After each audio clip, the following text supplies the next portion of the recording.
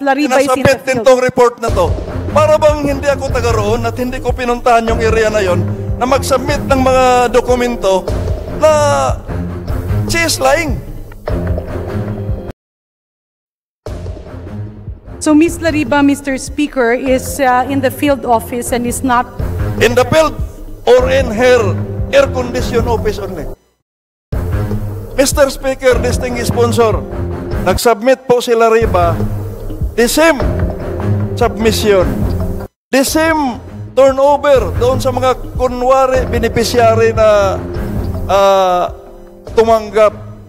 Pare-parehong dokumento. Pinotocopy lang.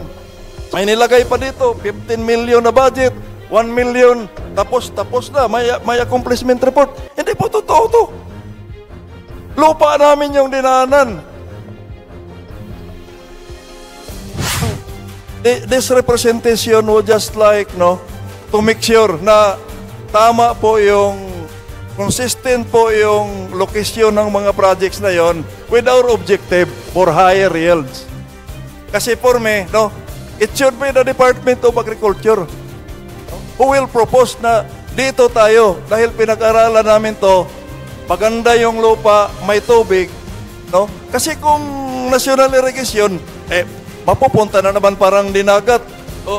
I have here a complete picture ng mga lahat ng mga irrigation na nire-report ng inyong satellite office na completed, accepted, may turnover. Pumirma ang mga beneficiary. Hindi nga nila alam yung pinirmahan nila. Listed, pinaran, puntahan mo doon. Nasyonal lang. Walang irrigation dahil walang tubig. Nasyonal na lang ang natira. Presley De Jesus, Majority Leader. Mr. Speaker, I move that we recognize the Honorable Sergio C. Dagook of the APEC Party List for his interpellation. The Honorable Sergio Dagook of the APEC Party List is recognized. The interpellated sponsor. Thank you, my favorite speaker, Deputy Speaker. Thank you, Majority Leader. The distinguished sponsor yield to some clarificatory and validation of reports. Clarificatory questions and validation of reports issue. Mr. Speaker. Yes, Mr. Speaker. Kanina, Mr. Speaker, narinig ko doon sa previous interpellator, mali-mali yung mga data na nagiging reference ng nauunang interpellator. Bakit po nagkaganon na mali-mali yung mga data? Sinadya po ba yun o talagang nagkamali lang? Well, Mr. Speaker, distinguished colleague, hindi naman po siya intentional. It just so happened that when this was printed, and that's why it's the NEP, and meron pa naman tayong GAA, that's why we are here to deliberate the budget. At nakita nga ito, kaya lang na-print na at naipamigay na sa atin. And precise for us to say that the GCG and the DBM had already met and agreed on the amendments to page 801 of the National Expenditure Program 2025. Pasensya na po, distinguished sponsor. Kaya ko nasabi yun. Dahil 2 taon na po ako, binibigyan ng report ni Ms. Lariba. Yung satellite, ng mali na report. Kaya parang napag-isip-isip ko na nananadya yung ibang mga tao dyan sa National Irrigation. I'm talking of National Irrigation reports. Masama po ang loob ko, Mr. Speaker, Madam Sponsor, pero ganito na lang.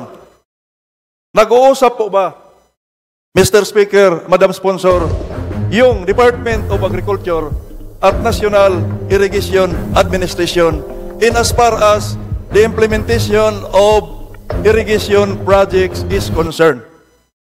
Mr. Speaker, distinguished colleague, this DA Secretary is now the Vice Chairman of the NIA Board. And this relationship, we have their commitment that this will be cascaded down to the regional offices so that there is proper coordination and collaboration between the Department of Agriculture and the National Irrigation Administration. Mr. Speaker, the NIA family would like to extend our apologies to the Honorable Dagook kasi tama naman yung mga nasabi niya na merong mga na-irrigate na kulang naman pala sa water supply in some areas in his constituency. Unfortunately, these are matters beyond the control of Administrator Guillen because this happened before his tenure. Rest assured that we have a more active leadership in NIA and DA now, and the concerns, especially on value for money, na ilalagay ang irigasyon dun sa nararapat, nangangailangan at feasible areas will be religiously observed, Mr. Speaker. Mr. Speaker, may I just appeal to the distinguished sponsor to just limit the answer to my specific questions kasi inuubos po niya yung oras ko eh. So, Mr. Speaker, uulitin ko po, no? May I reiterate my previous question. Is the Department of Agriculture and the National Irrigation Administration, no, coordinating with each other in as far as irrigation projects is concerned? Yes, Mr. Speaker. As we have mentioned, the DA head is the concurrent vice chair of the NIA board. Okay. So, if that is the case, may I ask, Mr. Speaker, ilan pong irrigation projects ang nakapaloob ngayon sa 2025 fiscal year? I'm talking of new irrigation projects.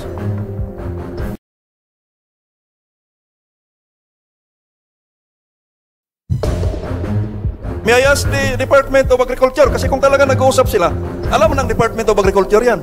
12 projects, Mr. Speaker. 12 projects. Dapat Department of Agriculture ang sasagot. Definitely ang NIA, alam nila. Trabaho nila yun eh. Now, out of that 12 new irrigation projects, saan po ang mga lokasyon yan, Mr. Speaker, distinguished sponsor? This is 12 new national irrigation sub-program and 12 small reservoir irrigation sub-program. Balog-Balog Multipurpose Project Phase 2 Tarlac, Lebak Integrated River Irrigation Project Sultan Kudarat, Tanhay Bais River Irrigation Project, Manat Irrigation Project Compostela Valley, Libang River Irrigation Project Agusan del Sur, Bayabas Irrigation Bulacan, Ilocos Norte, Ilocos Sur, Abra Irrigation Project Stage 2, UP Integrated River Irrigation Project Maguindanao, Lower Apayao River Irrigation Project Apayao, Imelda Irrigation Project Zamboanga Zibugay, Luzon Integration National Irrigation Project Quirino, Maridagao Kadingilan Irrigation Project, Bagtingon Small Reservoir Irrigation Project Marinduque, Santa Rita Small Reservoir Irrigation Project Western Samar, Bayuyan, Capiz, Cabano, Guimaras, Kalunusan, Bohol, Hibale, Bohol, Tulunan, North Cotabato, Dumulok, Pangasinan, Kalapangan Small Reservoir Cagayan, Kabakanan, Ilocos Norte, Lopez Small Reservoir, Quezon, San Felipe Small Reservoir Irrigation Project, and there are small irrigation projects nationwide. Okay, Unfortunately, Mr. Speaker, there is no thank you regency, for Mr. distinguished Speaker. sponsor for the enumeration. What is the main target or purpose of the National Irrigation Administration and the Department of Agriculture in constructing those irrigation projects in general? In general, Mr. Speaker, the objective of DA and DIA is increased productivity, better yield, and all-season support to farmers. Better yield. Tama po yun, better yield. Now, ano pong criteria ang nagiging basihan? Kung talagang nag-uusap sila, ano pong criteria ang nagiging basihan na yung mga lugar na yon ang paglagakan ng pondo para sa irrigation?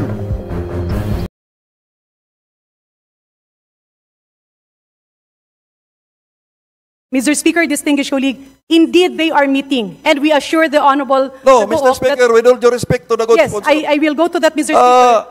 The meeting is every Wednesday, and the basis of this... Ano pong criteria po ang tinatanong ko, Mr. Speaker? Kasi marami pong government agency na dumaan na sa scrutiny. Pero basta lang makasagot kung ano-anong sinasagot, kung minsan nagtuturuan, ay masayang po yung, kung minsan inaabot kami dito ng alauna ng madaling araw, alas 12.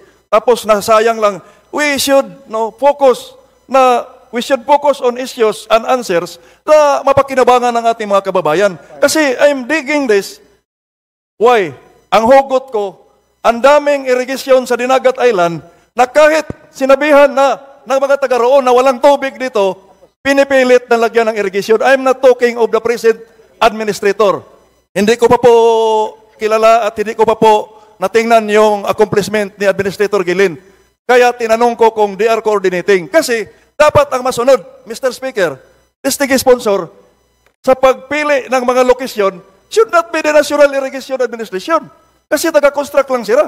Ang masunod, ang gagawa ng criteria for me, personally, taga-Department of Agriculture, because they are the agency that can determine doon sa ating sinasabi na higher yield, kung ano-ano production, sa kanila po yon ng Department of Agriculture. Baka kasi nabaligtad. Baka kasi yung National Irrigation ang nagdidictate kung saan yung location. Which is for me, hindi po tama.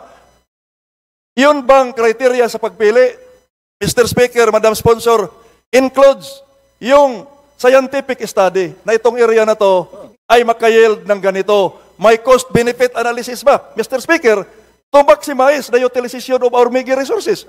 Na kung gagastos tayo ng irrigation, 1 million, ito yung return of our investment, ilang kaban. Mayroon po bang ganon, Mr. Speaker, distinguished sponsor? Yes, Mr. Speaker, there's a cost-benefit analysis. May I request, Mr. Speaker, for the interest of time, to submit to the office of this representation the criteria used in the selection of the sites sa mga irrigation natin, which contains the computation, scientific feasibility study na consistent, no, with your general objective to have a higher yield. Dapat consistent po tayo kasi pag sinabi natin higher yield, ito yung lalagyan ng irrigation dahil kukunti yung resources natin, makukuha natin yung higher yield because we have a scientific study na ang lugar na to ay makaproduce ng ating tinatarget na yield. Yes, Mr. Speaker, the NIA and DA family who meet every Wednesday will submit a Mr. comprehensive Speaker, report. with all due respect to the distinguished sponsor, for the interest of time, I am requesting the documents. I am requesting the scientific study. I am not asking if they are meeting. Kasi kahit araw-araw pa yan magmi-meeting, pero inaano lang natin, dito ilagay, doon ilagay, walang scientific study. Tapos lalagyan natin sa budget, objective, no? To attain higher yields. Ay, hindi po ko maniwala doon. Baka nagsasayang tayo ng pera. Gagamitin lang natin sa ibang project kasi napakarami po natin kailangan gawin. Kindly submit the We will comply, scientific Mr. study Speaker. of those 12 national irrigation at saka yung 24 yung binasa ng distinguished sponsor. Kindly submit the individual study in order to determine kung talagang totoo na pinag-aralan yung lugar na paglagyan na magkakaroon ng higher yield tayo. Because, again, we are maximizing our meager resources. We will submit, Speaker, including the feasibility study and the cost-benefit analysis of each project. Thank you for that. Kailan po ma-submit yan bago tayo mag-period of amendment? 1 week? Within 1 week, Mr. Speaker. Ay wala na, Merkulis na lang tayo. Kasi may introduce, we are introducing, this representation will introduce in the proper time, some amendments or maybe, no, special provisions in DAGA with regards to the utilization of budget allocated to irrigation. Yeah. Mr. Speaker, distinguished colleague, is our distinguished colleague willing to accept a soft copy? Yes. Yes, so if Yes. it's a soft copy, they can submit within the week or tomorrow. Because it's voluminous. Wednesday, Mr. Speaker, Wednesday po yung last natin, period of Yeah, amendment. that's tomorrow, Mr. Speaker. Gusto ko lang, this representation was just like, no, to make sure na tama po yung, consistent po yung location ng mga projects na yon with our objective for higher yields. Kasi for me, no, it should be the Department of Agriculture, no, who will propose na dito tayo, dahil pinag-aralan namin to, maganda yung lupa, may tubig, no? Kasi kung national irrigation, mapupunta na naman parang dinagat. Oh, I have here a complete picture ng mga lahat ng mga irrigation na nire-report ng inyong satellite office na completed, accepted, may turnover. Oh, pumirma ang mga beneficiary. Hindi nga nila alam yung pinirmahan nila. Listed, pinaran, puntahan mo doon. National lang, walang irrigation dahil walang tubig. National na lang ang natira. Para tong water district, pag tag-araw, district na lang ang matitira, wala nang water. Ganito, I have a complete picture. Pagkatapos, nandito ba si Mrs. Lariba? Si Miss Lariba? Ito ba yung Yang taon-taon, last year, Mr. Speaker, Ms. Lariba is in sinasubmit the nitong report na to. Para bang hindi ako taga-roon at hindi ko pinuntahan yung area na yon na mag-submit ng mga dokumento na she is lying. So Ms. Lariba, Mr. Speaker, is in the field office and is not In the field or in her air-conditioned office only. Mr. Speaker, distinguished sponsor, mayroon bang pamamaraan ang pamunuan ng National Irrigation Administration to validate the reports of the field personnel? Mayroon bang pamamaraan? Kasi kung mayroon, bakit hindi nila nakita na mali yung nire-report nila, Riba? Hindi totoo. Mr. Speaker, rest assured that the mistakes of the past will not be repeated in the current leadership.